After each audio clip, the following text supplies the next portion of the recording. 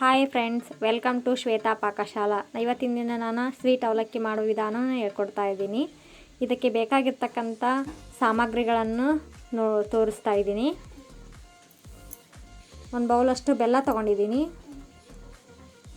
10 ರಿಂದ 15 ಒಣ ದ್ರಾಕ್ಷಿ ತೊಗೊಂಡಿದ್ದೀನಿ.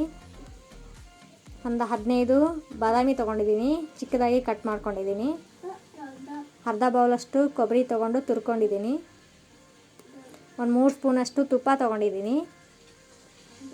ಒಂದು ಬೌಲಷ್ಟು ದಪ್ಪನ ಅವಲಕ್ಕಿ ತೊಗೊಂಡಿದ್ದೀನಿ. ಈ ಅವಲಕ್ಕಿಯನ್ನು ಲೈಟಾಗಿ ನೀರಲ್ಲಿ ನೆನೆಸ್ಕೊಳ್ಳೋಣ. ತವಾ ಕಾದಿದೆ. ಇದಕ್ಕೆ ಬೆಲ್ಲವನ್ನು ಹಾಕ್ಕೊಂಡು ಇದಕ್ಕೆ ಒಂದು ಟೀ ಲೋಟದಷ್ಟು ನೀರನ್ನು ಹಾಕ್ಕೊಂಡು ಬೆಲ್ಲವನ್ನು ಕರಗಿಸ್ಕೊಳ್ಳೋಣ. ಸಣ್ಣ ಲೋಟದಷ್ಟೇ ನೀರನ್ನು ಹಾಕ್ಕೋಬೇಕು. ಬೆಲ್ಲ ನೀರು ಜೊತೆ ಚೆನ್ನಾಗಿ ಕರಗಬೇಕು. ಇದು ಒಂದು ಕುದಿ ಬಂದರೆ ಸಾಕು, ಪಾಕ ಬರಬಾರ್ದು. ಒಂದು ಕುದಿ ಬಂದರೆ ಸಾಕು, ಸ್ವೀಟ್ ಚೆನ್ನಾಗಾಗುತ್ತೆ.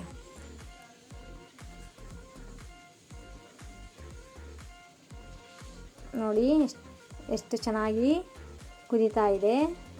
ಬೆಲ್ಲ ಎಲ್ಲ ಕರಗಿದೆ. ಎಷ್ಟು ಚೆನ್ನಾಗಿ ಕುದೀತಾ ಇದೆ ನೋಡಿ. ಒಂದು ಕುದಿ ಬಂದರೆ ಸಾಕಾಗುತ್ತೆ. ಇದನ್ನ ಇವಾಗ ಸೋದಿಸ್ಕೊಳ್ಳೋಣ. ಕಸ ಏನಾರು ಇದ್ದರೆ ಬಂದುಬಿಡುತ್ತೆ ಸೋದಿಸ್ಕೊಂಡ್ರೆ.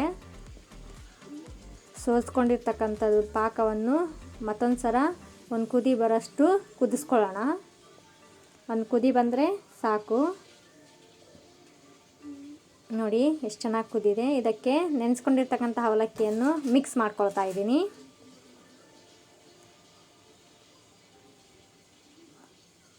ಅವಲಕ್ಕಿಯನ್ನು ಕಡಿಮೆ ಫ್ಲೇಮಲ್ಲಿ ಇಟ್ಕೊಂಡು ಚೆನ್ನಾಗಿ ಮಿಕ್ಸ್ ಮಾಡ್ಕೋಬೇಕು. ಈ ಅವಲಕ್ಕಿ ಸ್ವೀಟು ದೇವರ ನೈವೇದ್ಯಕ್ಕೆ ತುಂಬ ಒಳ್ಳೆಯದು. ಮಕ್ಕಳಿಗಂತೂ ತುಂಬ ಇಷ್ಟ ಆಗುತ್ತೆ.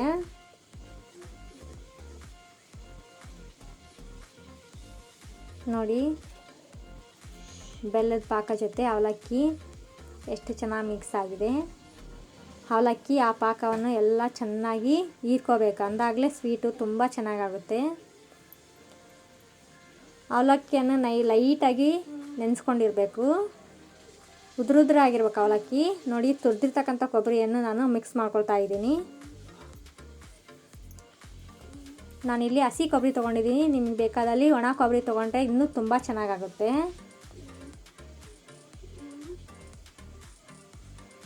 ಕಡಿಮೆ ಫ್ಲೇಮಲ್ಲಿ ಇಟ್ಕೊಂಡು ಚೆನ್ನಾಗಿ ಮಿಕ್ಸ್ ಮಾಡ್ಕೊತಾ ಇದ್ದೀನಿ.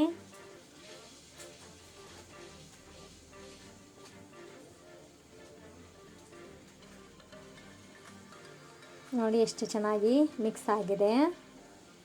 ನೋಡಿ ಕುದೀತಾ ಇದೆ ಪಾಕ ಜೊತೆ. ಹಾಗೆ ತಿರುಗಿಸ್ತಾ ಇರಬೇಕು. ಇದನ್ನು ಎಲ್ಲ ಪಾಕವನ್ನು ಅವಲಕ್ಕಿ ಹೀರ್ಕೋಬೇಕು. ನೋಡಿ ಹೀರ್ಕೊಳ್ತಾ ಇದೆ, ಎಲ್ಲ ಡ್ರೈ ಆಗ್ತಾ ಇದೆ.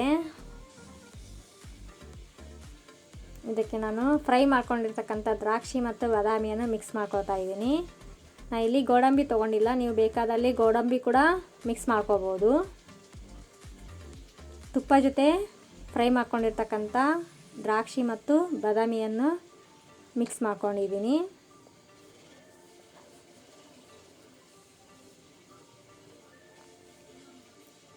ನೋಡಿ ಎಷ್ಟು ಚೆನ್ನಾಗಿ ಮಿಕ್ಸ್ ಆಗಿದೆ.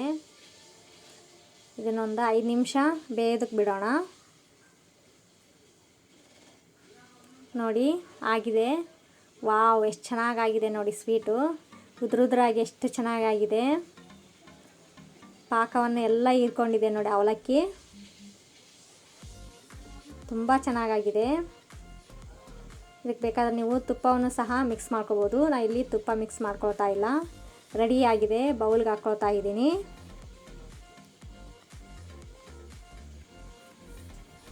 ನೋಡಿ ಎಷ್ಟು ಚೆನ್ನಾಗಾಗಿದೆ.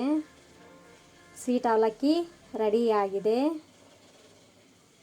ವಾವ್, ಘಮ ಅಂತ ಇದೆ.